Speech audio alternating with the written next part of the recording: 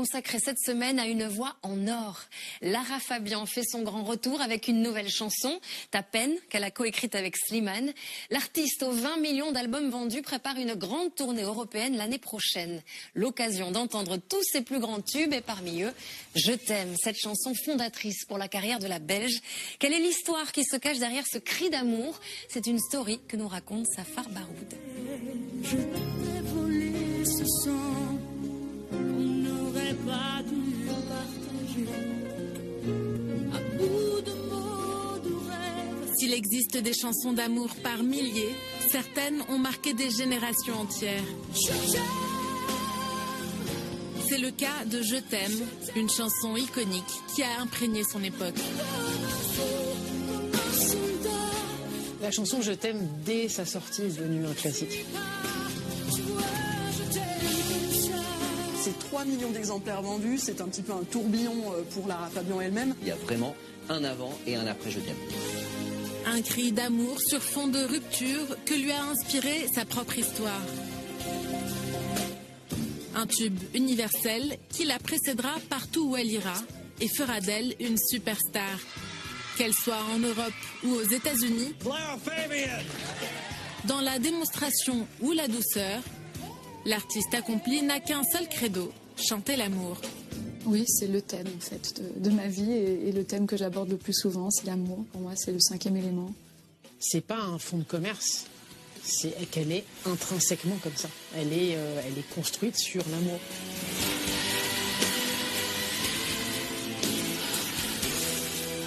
Comment la chanson Je t'aime est-elle née et en quoi résume-t-elle si bien la personnalité de cet artiste? Tu vois, je t'aime comme ça. Voici l'histoire de Lara Fabian, la plus sensible des chanteuses francophones.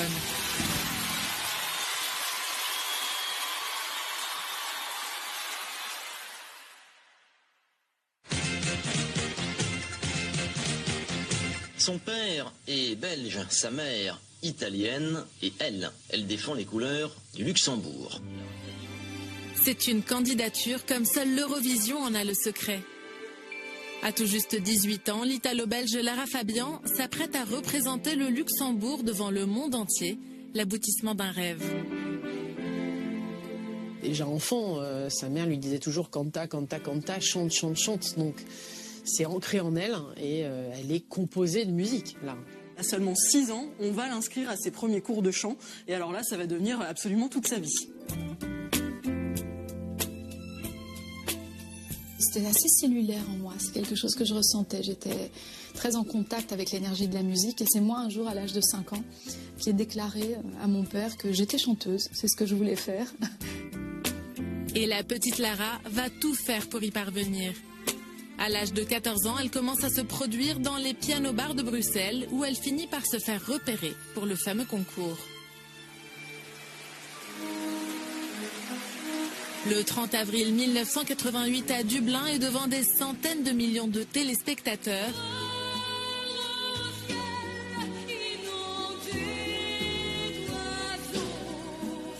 Lara Fabian interprète son titre « Croire ».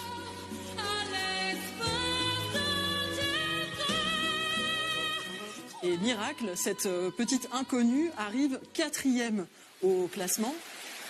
Sauf que voilà, sa performance passe relativement inaperçue, car quelques minutes plus tôt, c'est une autre chanteuse en herbe qui lui a volé la vedette.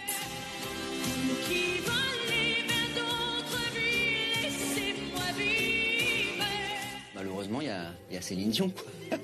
Et Céline Dion, elle rafle tout, elle arrive en tête et surtout, elle fait de Ne partez pas sans moi un tube, alors que Croire, lui, va pas exploser. C'est pas grâce à l'Eurovision que la carrière de Lara Fabian va décoller. Lara Fabian repart du concours les mains vides, mais elle n'abandonne pas son rêve pour autant. La voix, elle l'a déjà, reste à trouver un partenaire avec qui écrire ses chansons. 2 ans plus tard, dans un bar à Bruxelles, Lara Fabian va justement faire une rencontre déterminante, autant professionnelle qu'amoureuse. Elle va rencontrer un certain Rick Allison. C'est un auteur-compositeur. Et je rencontre en la personne de Rick quelqu'un qui a un peu les mêmes rêves que moi, qui a envie lui aussi par la musique de trouver une expression réelle, de vivre sa vie, d'être traversé par la musique en permanence. Ça va matcher, c'est ce qu'on appelle une fusion, un coup de foudre. Et là, elle se rend compte qu'en fait, elle veut vivre quelque chose de très fort avec lui. Pour vivre pleinement leur histoire, le jeune couple décide de tout plaquer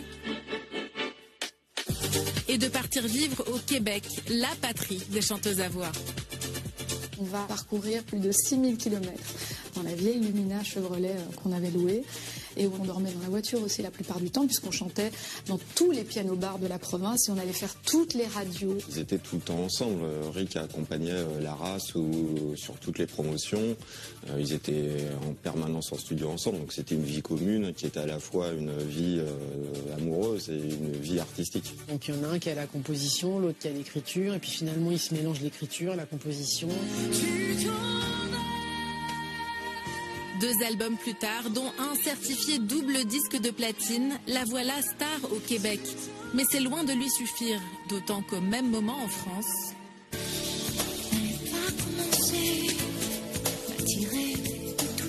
Céline Dion, encore elle, cartonne avec « Pour que tu m'aimes encore ». La mode des chanteuses à voix est relancée et Lara Fabian en est justement une. Moi je sais pas jouer. En France, elle est vraiment limite inconnue au bataillon. En même temps, elle n'a pas du tout traîné encore ses guêtres ici. Pour conquérir le public français, Lara Fabian et Rick Allison s'attellent à un 3e album. Mais après 5 ans de vie commune, leur histoire d'amour bat de l'aile. C'était un petit peu pour eux l'heure du bilan. Ça faisait des années qu'ils étaient ensemble et l'histoire commençait un petit peu à s'effriter. Très très compliqué de maintenir ce niveau-là de fusion, quoi. De ces turbulences, ils vont tirer leur inspiration. Si leur couple va mal, autant le dire en chanson.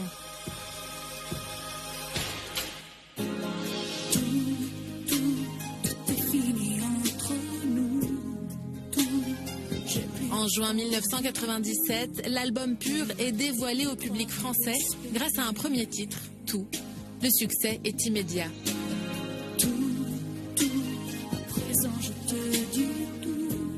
Elle est disque de diamant, c'est près de 2 à 3 millions d'albums vendus monde, donc c'est vraiment la consécration. Chacun s'approprie ces chansons-là, on parle d'amour, on parle de rupture. C'est des chansons qui sont très fortes et qui vont parler inévitablement aux Français. Je ne crois pas qu'on puisse jamais prévoir l'étendue d'un succès. Et encore moins quand il a cette ampleur. Mais c'est une autre chanson qui va dépasser toutes leurs espérances. Quelques mois plus tard, ils tournent le clip d'un autre titre dans lequel ils ont mis toutes leurs tripes. On met en place. Attention, moteur. D'accord, il existait d'autres façons de se quitter. Quelques éclats de verre auraient peut-être pu nous aider. C'est la chanson d'une rupture. Les paroles commencent par il existait d'autres façons de se quitter. Donc voilà, le décor est planté.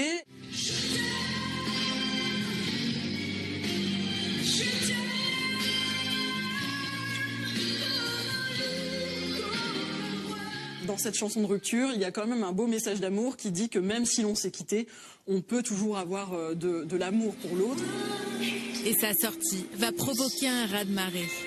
Je t'aime, ça a tout fait décoller. C'est vraiment le point tournant pour Lara Fabian. Et le public aussi qui suit, qui est présent, qui tout de suite la porte au nu. Ça devient une star incontestée, incontestable.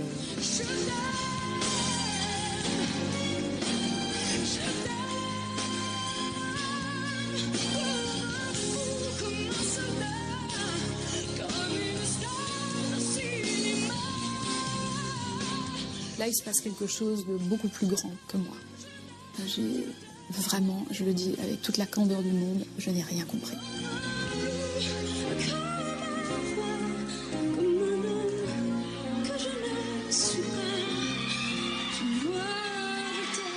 C'était quelque chose qui sortait de tout ce que j'avais pu vivre jusque-là et qui m'a vraiment fait traverser des zones de ce métier que je ne connaissais pas. Tu vois, je t'aime comme ça. L'histoire entre Lara Fabian et Rick Allison prendra fin quelques temps plus tard.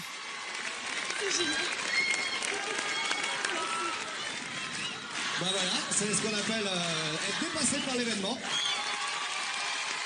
Et c'est une autre rencontre qui va propulser Lara Fabian dans une nouvelle dimension. Une invitation au Stade de France par le taulier de la chanson française, Johnny Hallyday.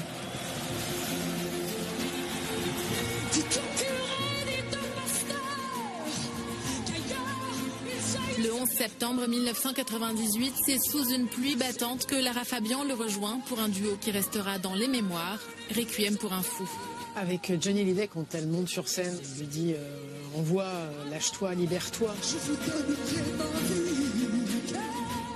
Elle donne tout. Lara Fabian, sur scène, elle donne tout.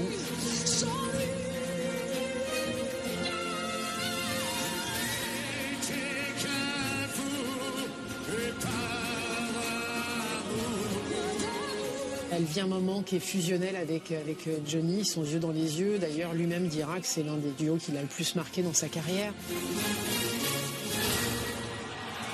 Mais cette intensité, qui est devenue sa signature, va se retourner contre elle. Merci.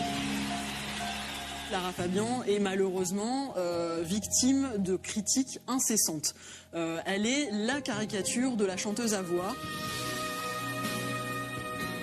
En France, c'est drôle, j'ai l'impression qu'on n'aime pas le succès. Quand c'est trop important, on tire dessus à boulet rouge, mais c'est un petit peu la rançon de la gloire, en fait.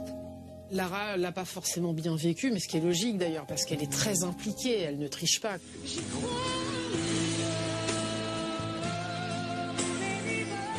Qu'importe les critiques, Lara Fabian continuera à enchaîner les tubes et à chanter l'amour. C'est une fille qui est dans l'émotion, qui est ultra sensible.